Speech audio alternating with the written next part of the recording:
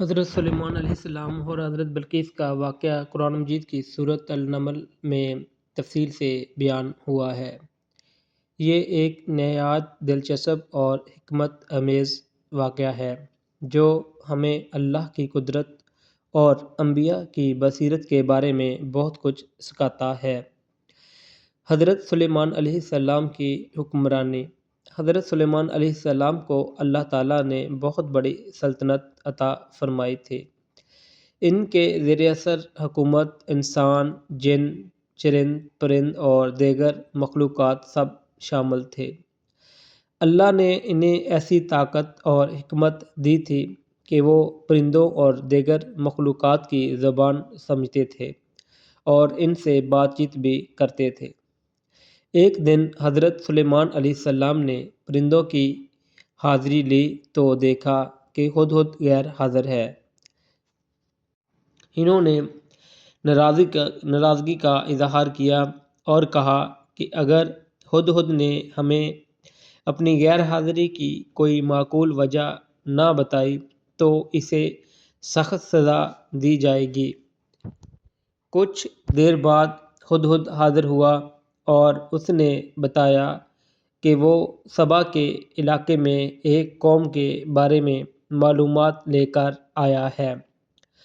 ہدہد نے حضرت سلیمان علیہ السلام کو بتایا کہ صبح کے لوگ سورج کی پرستش کرتے ہیں، حالانکہ اللہ تعالیٰ نے انہیں بہت نعمتیں دی ہیں۔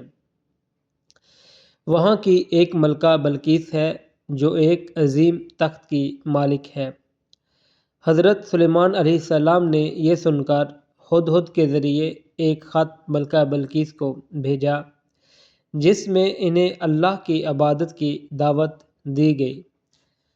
جب ملکہ بلقیس نے خط پڑھا تو اپنے مشیروں سے مشورہ کیا۔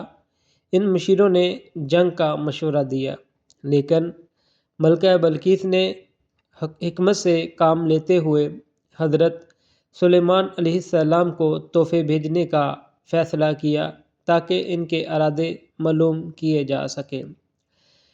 جب طائف حضرت سلیمان علیہ السلام کے پاس پہنچے تو انہوں نے انہیں قبول کرنے سے انکار کر دیا اور فرمایا کہ وہ مال و دولت کے لالچ میں نہیں ہیں بلکہ چاہتے ہیں کہ لوگ صرف اللہ کی عبادت کریں، اور اس کے بعد انہوں نے ملکہ بلقیس کو اپنی سلطنت میں حاضر ہونے کا حکم دیا۔